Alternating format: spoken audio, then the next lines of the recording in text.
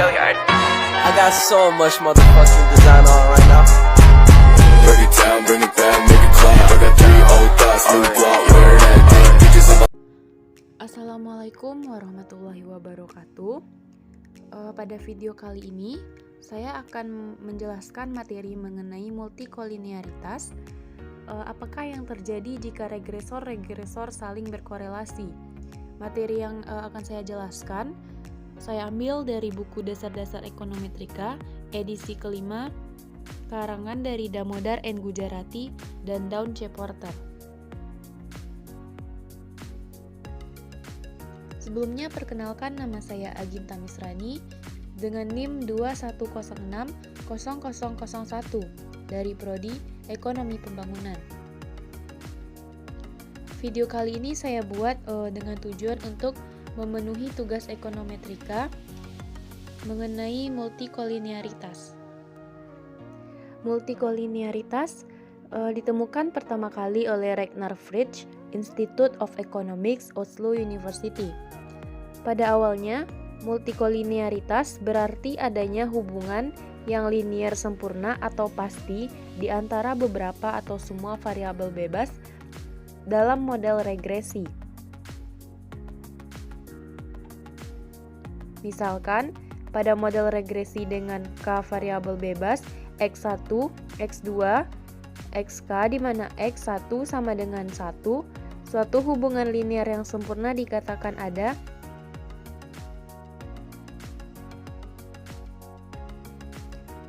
Perkembangannya, multikolinearitas juga berarti adanya hubungan yang linier, kuat, tetapi tidak sempurna di antara beberapa atau semua variabel bebas dalam model regresi.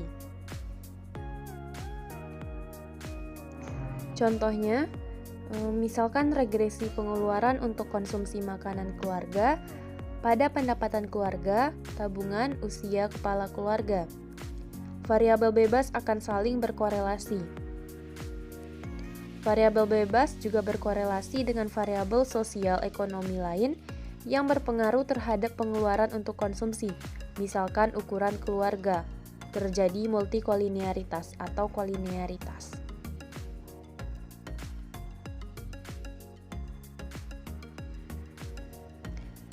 Selanjutnya yaitu pengaruh pada saat variabel bebas tidak saling berkorelasi.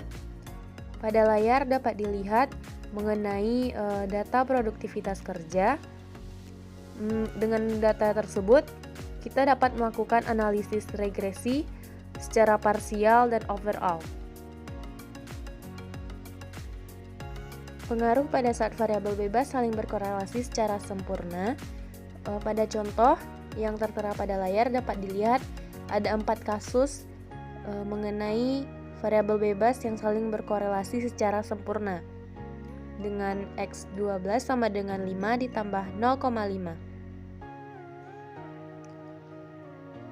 Selanjutnya yaitu konsekuensi multikolinearitas. Yang pertama,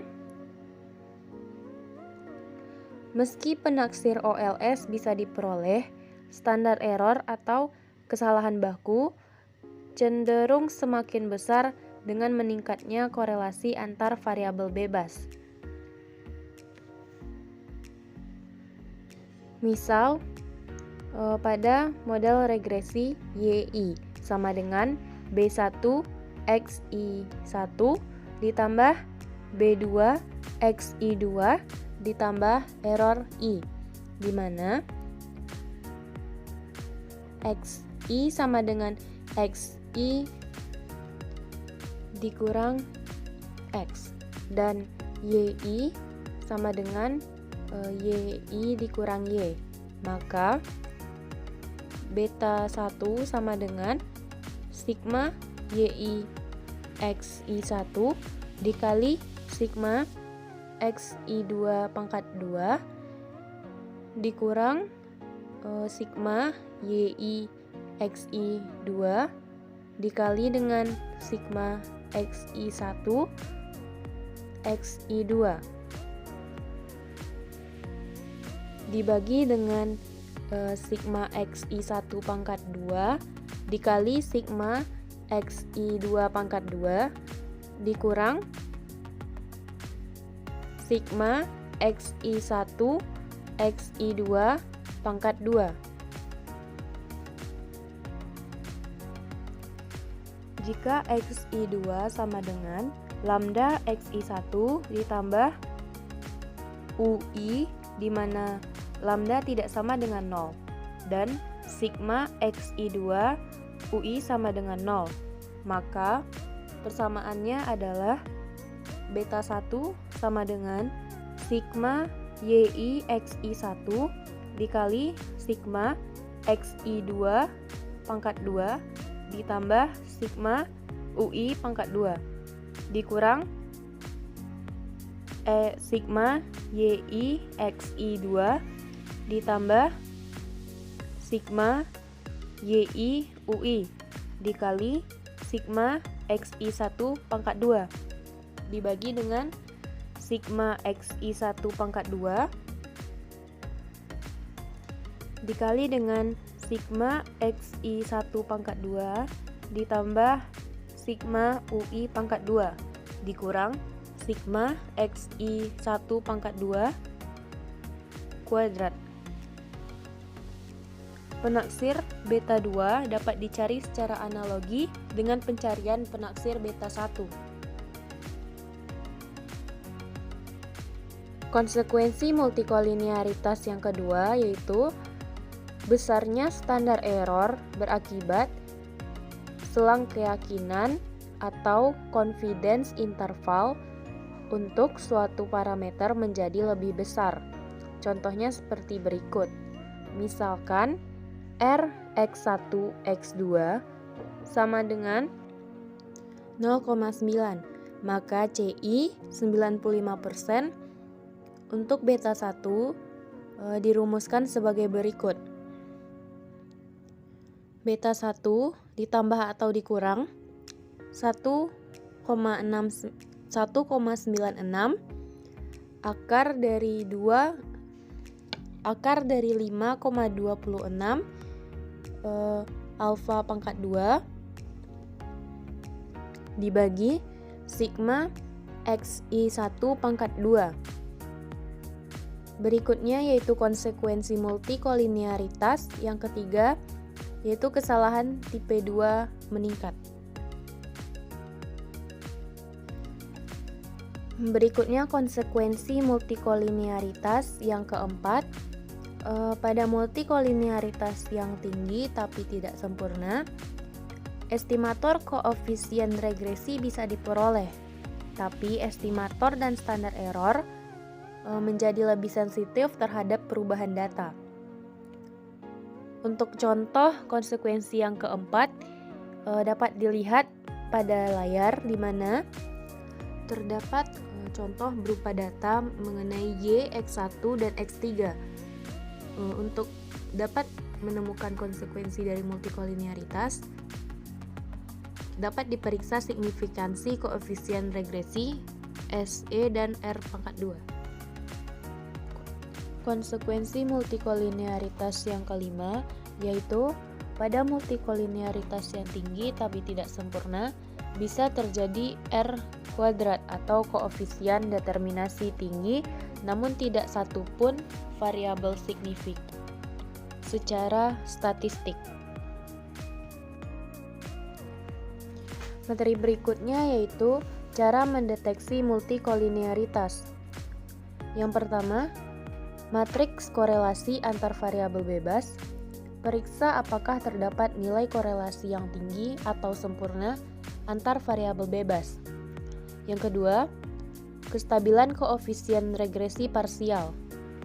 Yang ketiga, kesesuaian tanda koefisien regresi menurut suatu teori. Yang keempat, variance inflation factor atau VIF, yaitu petunjuk terjadinya kolinearitas jika VIF kecil dari 5. Dan yang kelima yaitu R pangkat 2 tinggi atau koefisien determinasi tinggi, tapi tidak ada atau hanya sedikit variabel bebas yang signifikan secara statistik. Materi berikutnya yaitu alternatif solusi mengatasi multikolinearitas.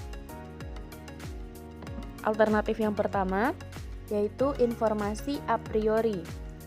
Contohnya, pada model YI sama dengan beta 0 ditambah beta 1 XI1 ditambah beta 2 XI2 ditambah error I. Misalkan Y sama dengan konsumsi, X1 sama dengan pendapatan, X2 sama dengan tabungan. Informasi a priori, misalkan beta 2 sama dengan 0,10 beta 1, sehingga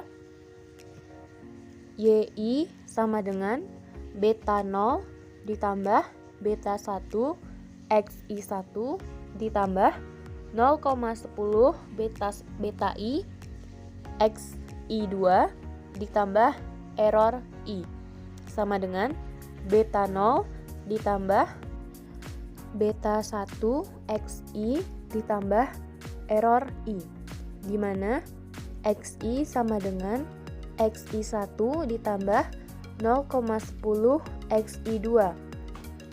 Informasi a priori bisa berdasarkan suatu teori atau hasil penelitian sebelumnya.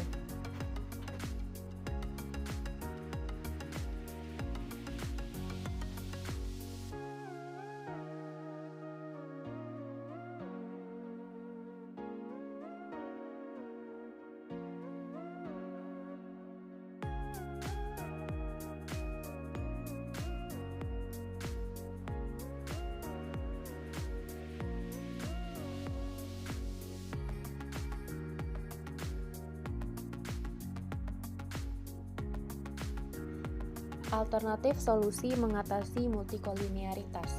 Yang keempat, yaitu transformasi variabel yang dapat dilakukan melalui first differencing.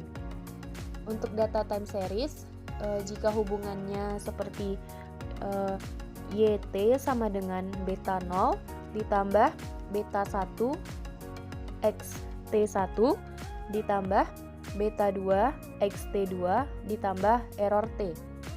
Berlaku pada saat T, maka berlaku pula untuk pada saat T kurang 1, sehingga ada YT kurang 1 sama dengan beta 0 ditambah beta 1 X T kurang 1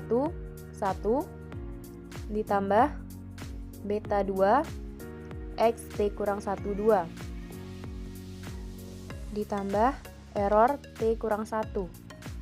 Jika kedua persamaan di atas dikurangkan, maka diperoleh YT dikurang YT kurang 1 sama dengan beta 1 dikali XT1 dikurang XT kurang 1 ditambah beta 2 dikali XT2 dikurang XT kurang 1 2 ditambah VT, di mana VT sama dengan error T dikurang error T kurang 1. Untuk alternatif solusi mengatasi multikolinearitas yang kelima, yaitu dengan menambahkan data-data yang baru.